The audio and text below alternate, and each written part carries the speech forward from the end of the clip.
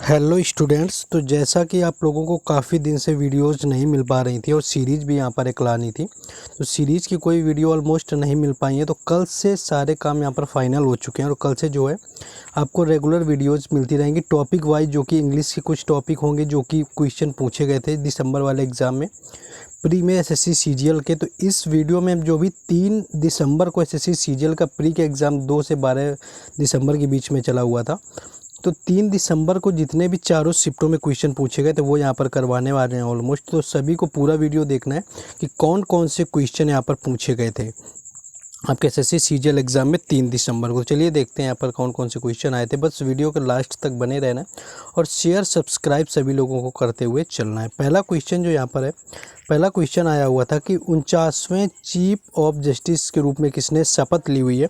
तो अगर 49वें chief of justice की बात करें तो जस्टिस जो उदय उमेश ललित थे, ये 49वें मुख्य न्यायाधीश के रूप में इन्होंने शपथ ली हुई थी। और अगर यहीं पर अब वर्तमान में है जो वो 50वें नंबर के हैं और वो चंद्रचूड़ हैं, यानी धनंजय वाई चंद्रचूड़, यानी कि डी वाई चंद्रचूड़ के नाम से जिन्हें जाना जाता है। वे 50वें नंबर के न्यायाधीश हैं और 49वें नंबर के पूछे गए थे 3 दिसंबर को। तो वो आपके यहाँ पर उदय उमेश ललित थे, जिन्हें यूयू ललित के नाम से जाना गया।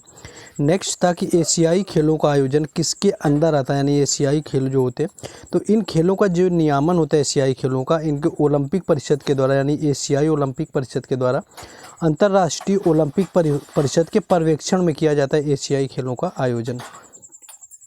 नेक्स्ट क्वेश्चन यहाँ पर देखिए, सभी में जैसा कि डांस वगैरह से और फेस्टिवल काफ़ी आते हैं, तो मोहिनी अट्टम पूछा गया था कि मोहिनी अट्टम किस राज्य का लोक नृत्य है।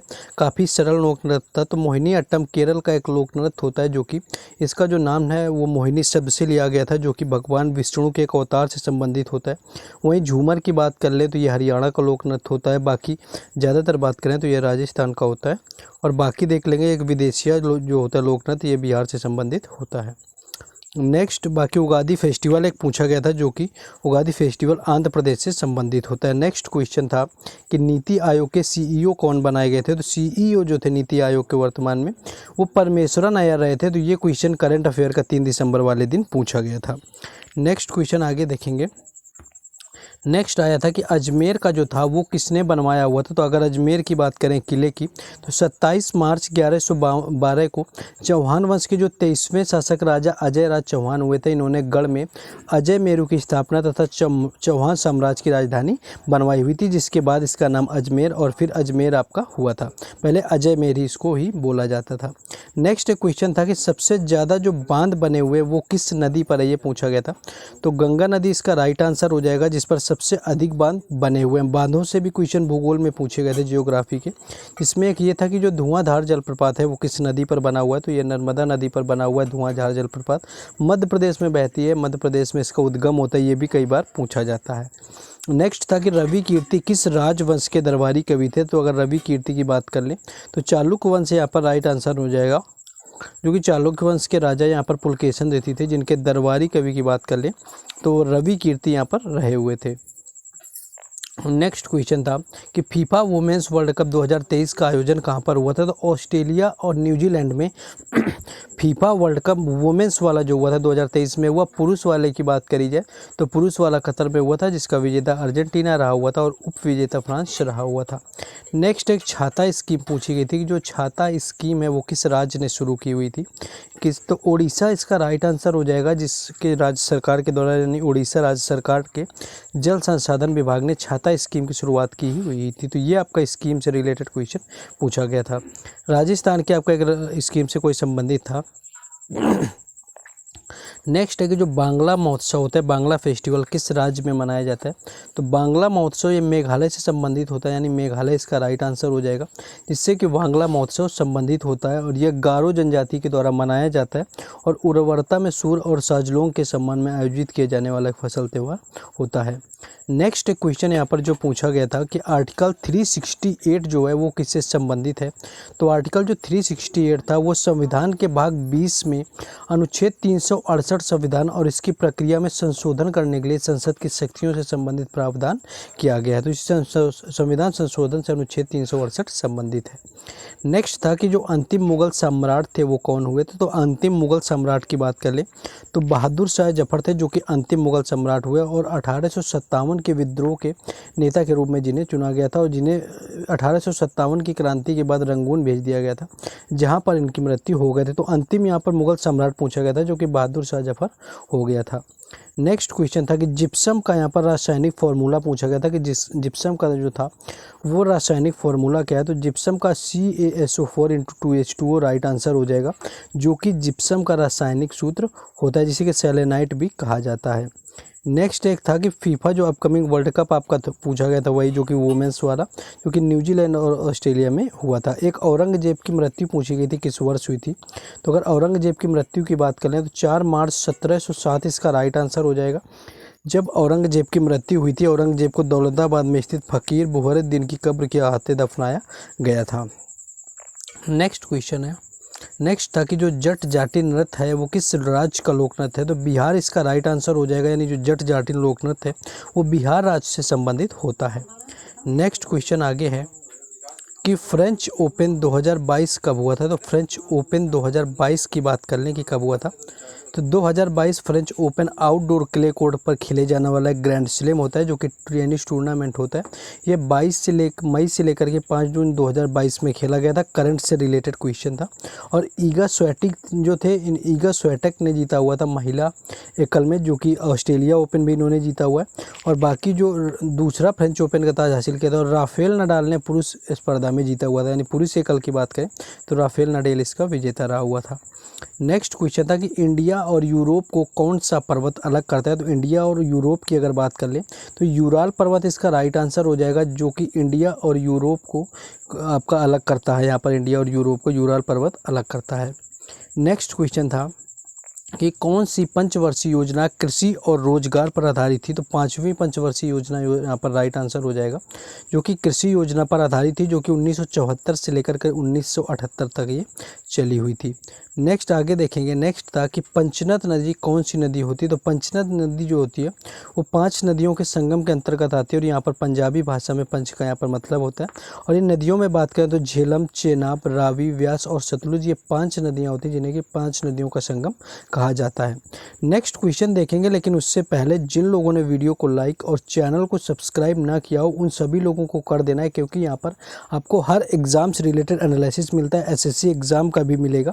और बाकी जो है इन क्वेश्चंस का PDF हमेशा आपको टेलीग्राम चैनल और व्हाट्सएप ग्रुप पर दिया जाता है, जिसका लिंक डिस्क्रिप्शन में है, तो वहाँ पर जा करके देख लेंगे। क्वेश्चन है कि सबसे ज़्यादा साक्षरता दर किस राज्य में। सबसे ज़्यादा साक्षरता दर की बात करें तो 2011 की जो जनगणना के अनुसार बिहार का जो साक्षरता दर था सबसे कम था, और सबसे उच्च साक्षरता दर की बात की जाए तो केरल सबसे उच्च साक्षरता दर वाला भारत का राज्य है। नेक्स्ट है कि ऑस्कर और ग्रैमी अवार्ड जीतने वाला संगीतकार कौन था। ये क्वेश्चन अभी भी पूछा गया MTS एग्ज़ाम में भी जो हुआ था उसमें ये शायद क्वेश्चन पूछा गया। MTS के बाद में आपका MTS के बाद में जो फेस 11 का एग्ज़ाम हुआ था, फेस 11 के एग्ज़ाम में ये पूछा गया। तो AR रहमान ऐसे पहले भारतीय थे जिन्होंने ब्रिटिश भारतीय फिल्म स्लमडॉग मिलियनेयर और उनके संगीत के लिए 2 ऑस्कर अवार्ड प्राप्त हुए थे। इसके साथ साथ इन्हें ग्रैमी अवार्ड भी मिल चुका है। तो ऑस्कर और ग्रैमी अवार्ड जो दोनों जीतने वाला संगीतकार रहा हुआ है वो AR रहमान रहे हुए हैं। नेक्स्ट था कि असंतृप्त का हाइड्रोकार्बन क्या होते हैं। तो असंतृप्त हाइड्रोकार्बन की बात करें तो जिस हाइड्रोकार्बन में कम से कम एक कार्बन द्विबंध या कम से कम एक कार्बन त्रिबंध पाया जाता है उसे असंतृप्त हाइड्रोकार्बन कहा जाता है। नेक्स्ट है कि यहाँ पर विद्युत धारा का SI मात्रक पूछा गया था। तो विद्युत धारा के अगर SI की मात्रक की बात कर लें तो एम्पियर इसका राइट आंसर हो जाएगा, जो कि विद्युत धारा का SI मात्रक होता है, जिसे कि एमीटर से नापा जाता है, एमीटर से नापते हैं। और इसकी परिभाषा जो होती है 1 कूलाम प्रति आवेश जो होता है, प्रति सेकंड में प्रवाहित होने वाला जो धारा होती है वो आपका आवेश होता है, और इसकी इकाई पूछी गई थी जो कि एम्पियर हो जाएगा। नेक्स्ट था कि कोशिका का विभाजन कितने वर्ग में होता है। तो कोशिका के अगर विभाजन की बात कर लें तो कोशिका के सेल के प्रकार के आधार पर कोशिकाओं को जो विभाजित करने के 2 तरीके होते हैं, इसमें कि आपका टोमिस होता है और मियोलिस होता है। सेल विभाजन में प्रत्येक में से विशेषताएं आपकी अलग अलग होती है। तो एक कोशिका 2 कोशिकाओं में विभाजित होती है, जो कि एक दूसरे के समान ही होती हैं। नेक्स्ट था कि बलात् श्रम के अनुच्छेद के तहत कितने साल तक के बच्चों को कारखाना में काम करना निषेध माना गया है। तो यहाँ पर 14 वर्ष से जो कम आयु के बच्चे होते हैं जो कि अनुच्छेद 24 के तहत किसी कारखाने में काम करने के लिए नियोजित नहीं होते, यानी किसी कारखाने के काम में उन्हें नहीं लगाया जा सकता है। नेक्स्ट एक पूछा गया था कि मैग्नीशियम जो ऑक्साइड है, मैग्नीशियम ऑक्साइड का सूत्र पूछा गया था। तो सिंपल सा था, बिल्कुल MgO यहाँ पर राइट आंसर हो जाता है मैग्नीशियम ऑक्साइड का। बाकी एक चूना पत्थर का पूछा गया था कि चूना पत्थर का सूत्र क्या होता है। तो ये कैल्शियम कार्बोनेट होता है जो कि चूना पत्थर होता है, CaCO3। और बाकी अगर बुझे हुआ चूना पूछ लिया जाए तो CaOH का होल टॉइस हो जाता है बुझे हुए चूने का सूत्र। नेक्स्ट क्वेश्चन था कि निम्न में से कौन सा संतूर वादक है। तो संतूर वादक की बात करें तो शिव कुमार शर्मा, पंडित रविशंकर, पंडित जसराज, ये सारे लोग जो थे संतूर वादक पूछे गए थे। यहाँ पर ऑप्शन ये थे आपके, तो शिव कुमार शर्मा जो थे यहाँ पर राइट आंसर था, जो कि प्रख्यात भारतीय संतूर वादक रहे हुए हैं। संतूर एक कश्मीरी लोक वाद्य होता है जो कि जम्मू में गायक पंडित उमा दत्ता शर्मा के घर में इसका आयोजन हुआ था। नेक्स्ट था कि साहित्य अकादमी 2022 का जो पुरस्कार है वो किसे मिला हुआ था। तो साहित्य अकादमी का 2022 की बात कर लें तो यहाँ पर जो मिला हुआ था साहित्य अकादमी आपका 2022, तो इसके लिए आपका भगवंत अनमोल का नाम चयन किया गया था। यानी साहित्य अकादमी जो 2022 का पुरस्कार था वो भगवंत अनमोल को दिया गया था। और इनके उपन्यास प्रमेय के लिए इस उपन्यास को चुना गया था, यानी प्रमेय इनके उपन्यास का नाम था जिसके तहत इन्हें दिया गया था।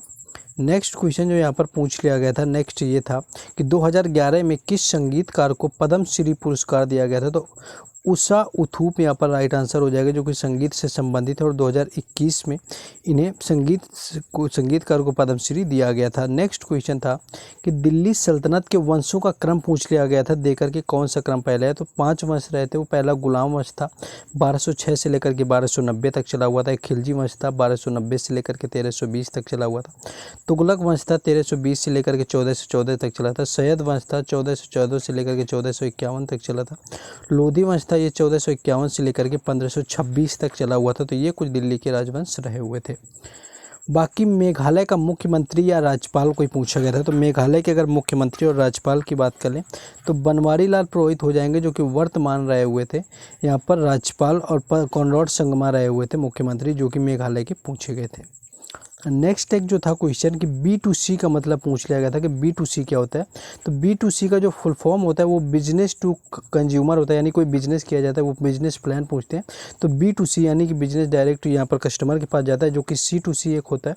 तो C2C क्या होता है, कस्टमर टू कस्टमर ये वरी करता है। तो ये कस्टमर टू कस्टमर और बिजनेस टू कस्टमर होता है। नेक्स्ट क्वेश्चन था कि स्थल मंडल की लंबाई कितने किलोमीटर है, यानी किलोमीटर में यहाँ पर लंबाई पूछी गई थी। तो अगर बात कर लें तो पृथ्वी की जो सबसे ऊपरी और बाहरी सतह होती है परत को भूपर्पटी कहते हैं, और इस पर प्राणी जगत का निवास भी होता है। और इसकी मोटाई की बात करें तो ये 10 से कुल 70 किलोमीटर तक होती है। नेक्स्ट क्वेश्चन था कि कालिदास सम्मान किसे मिला हुआ था। तो कालिदास सम्मान की बात कर लें तो प्रख्यात जो हिंदुस्तानी गायक पंडित वेंकटेश कुमार को मध्य प्रदेश सरकार के द्वारा कालिदास सम्मान के लिए चुना गया था। यानी पंडित वेंकटेश कुमार यहाँ पर राइट आंसर हो जाएगा, जिन्हें कि यहाँ पर कालिदास सम्मान दिया गया था। करंट का क्वेश्चन ये भी था।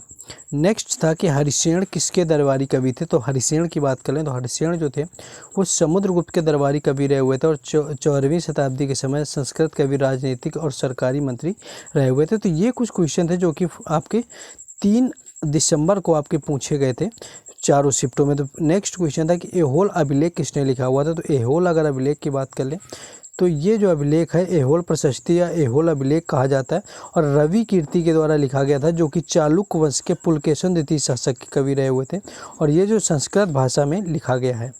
नेक्स्ट देखिए फॉर्मूले से क्वेश्चन हर शिफ्ट में आए हुए थे। तो बोरॉक्स का फॉर्मूला जो यहाँ पर था, बोरॉक्स एक रासायनिक यौगिक था जो कि सोडियम का एक हाइड्रेट बोरेट था, और रासायनिक सूत्र Na2 × 2H2O रहा हुआ था। तो ये क्वेश्चन यहाँ पर पूछा गया था। नेक्स्ट है कि यहाँ पर आपका स्टैग्नेंट का सिनोनिम्स पूछा गया था। डोरमेंट आपका आइडल, इनएक्टिव वगैरह हो जाएगा। बाकी जो 2020 में पूछा गया था कि 2020 में भारतीय हॉकी टीम का कप्तान कौन रहा हुआ था। तो जयपाल मुंडा से लेकर के मनप्रीत सिंह जो थे, जो कि भारतीय हॉकी टीम के कप्तान रह चुके हैं, और मनप्रीत सिंह जो थे 2020 में रहे हुए थे कप्तान, जो कि टोक्यो ओलंपिक में भी शामिल हुए थे और ब्रॉन्ज मेडल जीता हुआ था। एक राष्ट्रपति से संबंधित कथन पूछा गया था। तो ये थे ऑलमोस्ट क्वेश्चन जो कि 3 दिसंबर के दिन एसएससी सीजीएल के एग्ज़ाम में पूछे गए थे, जब आपका 2022 वाला हुआ था। यानी 2022 में 3 दिसंबर को ऑल शिफ्ट में ये क्वेश्चन पूछे गए थे। आपको आगे कल से और भी सीरीज मिलेंगे, सारे काम खत्म हो चुके हैं जो कि, तो यहाँ पर आगे भी सीरीज आपको मिलती रहेंगी। तो आप लोगों को क्या करना है, वीडियो को लाइक और चैनल को जरूर सब्सक्राइब कर लें, क्योंकि हर एग्जाम का एनालिसिस मिलेगा। बाकी सारी अपडेट है वो टेलीग्राम चैनल और व्हाट्सएप ग्रुप पर मिलेंगे, जिसका लिंक आपको डिस्क्रिप्शन में दे दिया गया है। तो वहाँ से भी सभी लोगों को जुड़ जाना, और बाकी जितना भी आप शेयर कर सकते हैं वीडियो को शेयर करें। कल से आपको रेगुलर चीज़ें मिलेंगी। इंग्लिश के भी आपको प्रीवियस ईयर क्वेश्चन यहाँ पर करवा दिए जाएंगे।